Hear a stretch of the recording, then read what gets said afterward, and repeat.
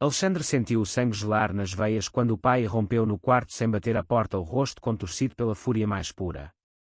Eu sei de tudo, seu rapaz, as mensagens no teu telefone, as fotos com aquele amigo, não adianta negar, gritou ele atirando o aparelho contra a parede onde se estilhaçou em pedaços. Ou tu casas com o Rafael, o filho do parceiro brasileiro, para resolver os papéis dele e salvar o negócio da família, ou eu te descer de conto para toda a sociedade lisboeta quem tu realmente és e acabo com a tua vida como a conheces hoje. O silêncio que se seguiu foi ensurdecedor. Alexandre, um designer gráfico de 28 anos que trabalhava num estúdio modesto no Chiado de Lisboa, ficou paralisado, o coração batendo tão forte que parecia querer sair do peito.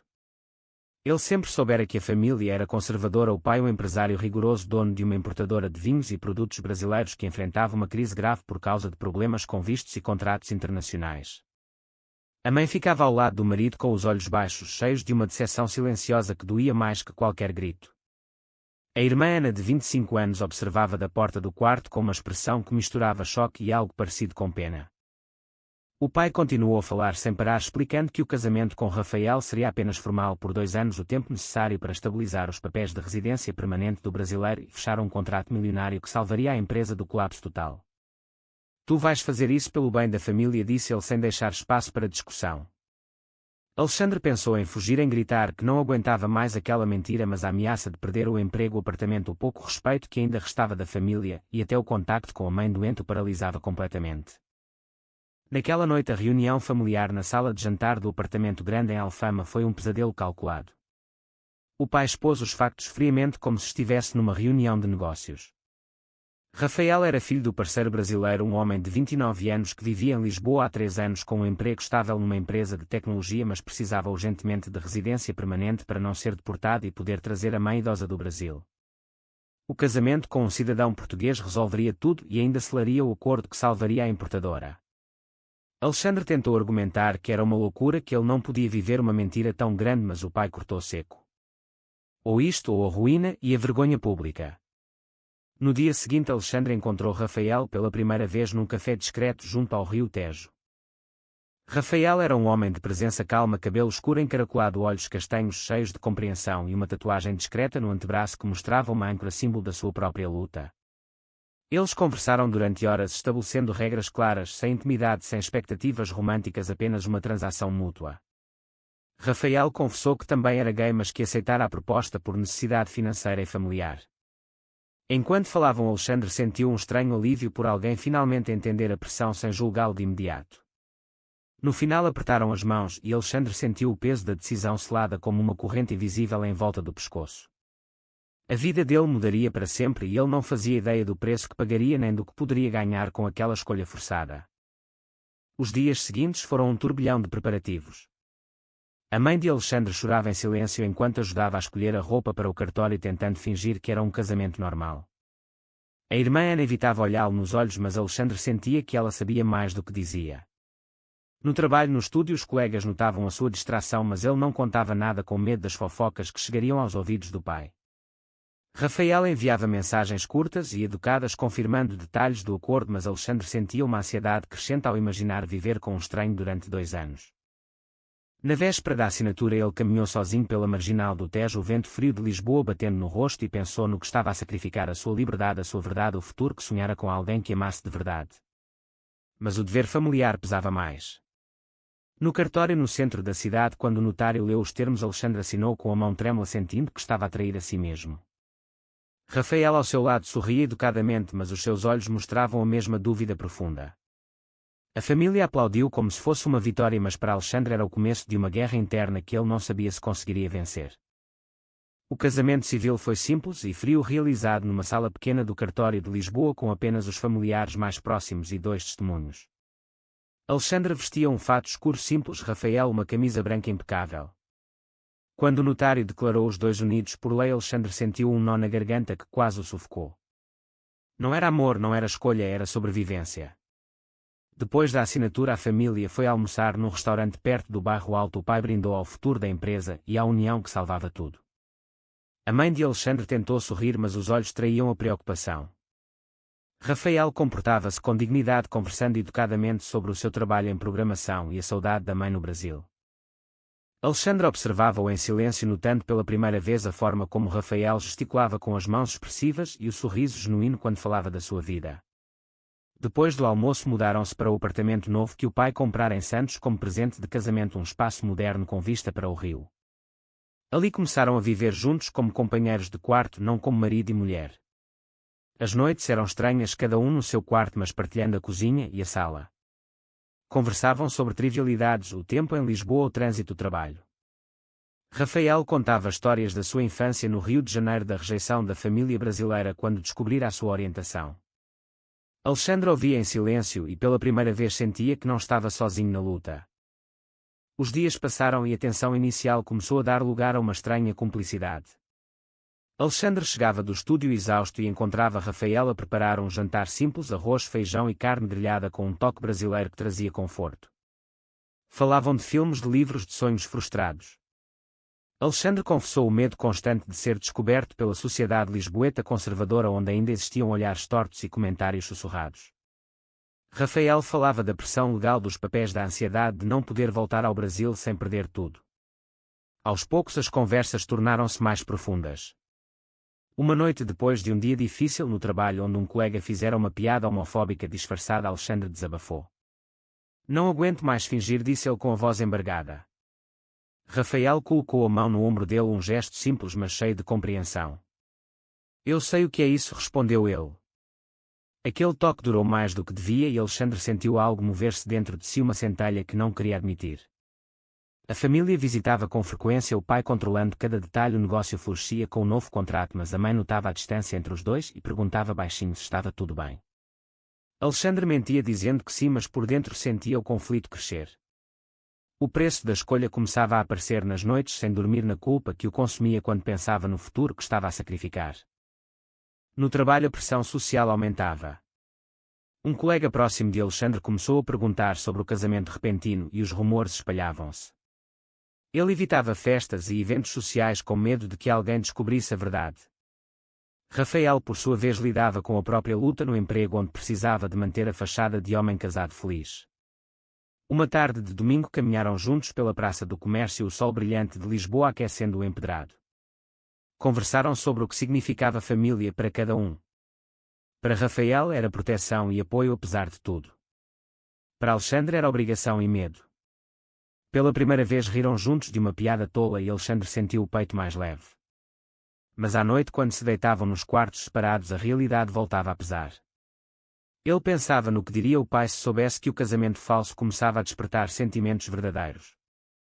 O conflito interno crescia, cada decisão pequena, como partilhar uma refeição ou um olhar mais longo, tornava-se um campo minado de emoções. O preço da mentira começava a cobrar-se em noites de insônia e lágrimas escondidas.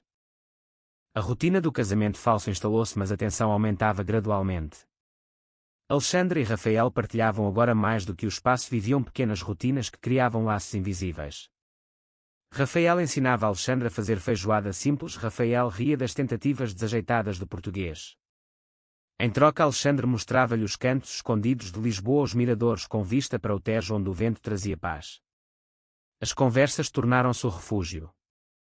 Rafael falava da rejeição da família no Brasil, do pai que o expulsara de casa aos 19 anos. Alexandre contava a pressão constante do pai e o medo de perder o amor da mãe. Uma noite depois de um jantar simples, Rafael disse baixinho: "Talvez isto não seja só papéis." Alexandre fingiu não ouvir, mas o coração acelerou. O conflito moral crescia. Ele sabia que o casamento era uma fraude legal. Se descoberto, poderiam perder tudo, mas o sentimento que nascia era real e assustador. A família interferia cada vez mais. A mãe de Alexandre visitava com frequência, trazendo comida caseira e perguntando se eles eram felizes. O pai ligava todas as semanas para confirmar o andamento do contrato de importação. A irmã Ana começou a aparecer mais vezes e Alexandre notava os olhares curiosos. Um dia Ana puxou-o de lado no corredor do apartamento. "Eu sei que isto não é real", disse ela em voz baixa. Alexandre negou, mas o pânico instalou-se. A traição veio de onde menos esperava. Um primo distante que trabalhava na empresa do pai viu-os num café perto do estúdio de Alexandre, onde Rafael o fora buscar depois do trabalho. O primo contou ao pai que os dois pareciam demasiado próximos. O pai confrontou Alexandre numa noite chuvosa em Alfama. O que se passa entre vocês? Exigiu ele. Alexandre defendeu-se dizendo que era amizade, mas o pai não acreditou. A pressão aumentou. O pai ameaçou cancelar o contrato se a imagem não fosse perfeita. Rafael, ao ouvir a discussão, ficou em silêncio, mas os seus olhos mostravam dor. Aquele momento foi o primeiro grande teste. A moralidade da escolha pesava agora como uma montanha. Alexandre questionava-se se valia a pena continuar a mentir para salvar a família ou se estava a trair o seu próprio coração. O trabalho tornou-se um campo de batalha. Colegas comentavam o casamento repentino e um cliente conservador fez uma piada velada sobre casamentos de conveniência. Alexandre sentiu o isolamento crescer. Rafael enfrentava ao seu lado. O emprego em tecnologia exigia viagens e ele temia que a ausência levantasse suspeitas. Uma semana de separação forçada por causa de uma viagem de Rafael deixou Alexandre a sentir falta das conversas noturnas. Quando Rafael voltou, trouxeram prendas pequenas, um livro para Alexandre, um vinho português para Rafael. O gesto simples reacendeu a centelha. Mas a traição familiar veio a seguir. Ana, num momento de fraqueza, contou a uma amiga próxima sobre as dúvidas do irmão e a notícia espalhou-se nos círculos sociais. O pai soube e a explosão foi monumental. Ele exigiu que Alexandre provasse lealdade assinando mais documentos de compromisso. Alexandre sentiu-se encurralado. O preço da escolha era a perda da dignidade própria. O conflito interno atingiu o pico. Ele passava noites em claro questionando cada decisão, o dever versus o desejo de ser livre. Rafael oferecia apoio silencioso, mas os dois sabiam que o casamento falso começava a transformar-se em algo perigoso e real. A crise explodiu numa sexta-feira à noite. O pai de Alexandre apareceu no apartamento sem aviso, o rosto vermelho de raiva. Um primo enviara fotos de Alexandre e Rafael caminhando de mãos dadas no mirador de Alfama. Isto é uma vergonha, gritou o pai. Vocês estão a brincar com o futuro da família. Alexandre defendeu-se pela primeira vez. Eu não escolhi isto, pai, disse ele com a voz firme mas trêmula. O pai ameaçou deserdá-lo e contar tudo à imprensa local se o contrato não fosse cumprido à risca. Rafael tentou mediar, mas o pai empurrou-o verbalmente. Tu és o culpado de tudo, disse ele. A discussão durou horas e terminou com o pai saindo batendo a porta. Alexandre desabou no sofá, as lágrimas finalmente caindo. Rafael sentou-se ao lado dele e pela primeira vez abraçou-o sem hesitação. Eu estou aqui, disse Rafael.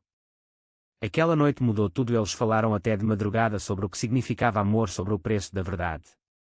Alexandre confessou que os sentimentos por Rafael eram reais e profundos. Rafael admitiu o mesmo. Mas o medo da perda familiar paralisava Alexandre. O dia seguinte trouxe mais dor. A mãe ligou chorando pedindo que ele pensasse na família e na empresa que dava emprego a tanta gente. A irmã Ana veio pedir desculpa pela traição indireta, mas o mal estava feito. No trabalho, um colega próximo afastou-se depois de ouvir rumores. Alexandre sentiu-se isolado. O mundo que construíra desmoronava. Rafael enfrentava a sua própria crise, uma chamada da mãe no Brasil que soubera do casamento e exigia explicações. O conflito moral atingiu o auge. Alexandre questionava se estava a usar Rafael como escapatória ou se o amor era genuíno. Uma discussão acesa entre os dois surgiu quando Rafael propôs que assumissem a verdade. Eu não posso perder tudo, respondeu Alexandre. O preço da escolha era agora visível nos olhos cansados, nos silêncios pesados. Eles passaram 2 dias quase sem falar, a dor da traição familiar e da autotraição consumindo-os. Alexandre caminhou sozinho pela marginal do Tejo, a chuva fina de Lisboa misturando-se com as lágrimas. Ele pensava no que era família, sangue ou escolha. O fundo do poço chegou quando o pai enviou um advogado com papéis de divórcio ameaçador se ele não endireitasse a imagem. Alexandre sentiu que perdera tudo. Rafael encontrou-o naquela noite no terraço do apartamento. Não podemos continuar assim, disse ele. Eu amo-te, mas não quero ser a tua prisão. Alexandre olhou para ele e pela primeira vez viu o futuro claro. A traição, a dor, a pressão tinham-no despertado. Ele abraçou Rafael com força e disse as palavras que mudariam tudo. Eu escolho-te a ti. Mas o preço ainda estava por pagar. A confrontação final aconteceu na casa dos pais em Sintra numa tarde de domingo ensolarada. Alexandre chegou com Rafael ao lado, o coração acelerado, mas a decisão tomada. O pai recebeu-os na sala grande, o rosto fechado. Eu vou divorciar-me, disse Alexandre sem rodeios. O negócio que se dá, na imagem que se dá. Eu encontrei a minha verdadeira família aqui com Rafael. O pai explodiu acusando-o de traidor de ingrato. A mãe chorou, a irmã Ana ficou em silêncio chocada. Alexandre enumerou cada sacrifício, cada mentira, cada noite de sofrimento. Eu paguei o preço da vossa aprovação, disse ele. Agora pago o preço da minha verdade. Rafael ficou ao lado dele em silêncio, apoio mudo mas sólido. O pai ameaçou cortar tudo, mas Alexandre já não se importava. Saíram da casa com a sensação de liberdade misturada com dor profunda. Os meses seguintes foram duros. O pai cumpriu a ameaça, a empresa enfrentou dificuldades e Alexandre perdeu o apoio financeiro. Ele e Rafael mudaram para um apartamento mais pequeno em Campo de Ourique. Alexandre encontrou trabalho num estúdio menor mas honesto. Rafael manteve o emprego e trouxe a mãe do Brasil com os papéis finalmente resolvidos de forma legal e honesta. A família biológica afastou-se, mas aos poucos alguns laços se reconstruíram. A mãe visitava em segredo, a irmã mandava mensagens. Alexandre e Rafael construíram a sua própria família, amigos verdadeiros, noites de risos e planos para o futuro.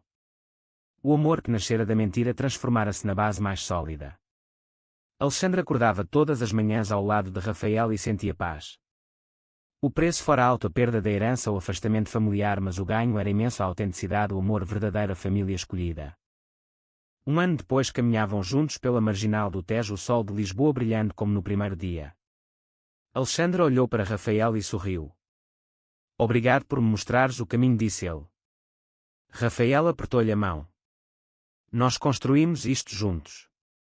A jornada terminara com uma lição dura mas libertadora. Será que Alexandre tomou a decisão correta ao escolher o amor verdadeiro em vez da família biológica, ou o dever familiar deve sempre vir primeiro, verdadeiro ou falso?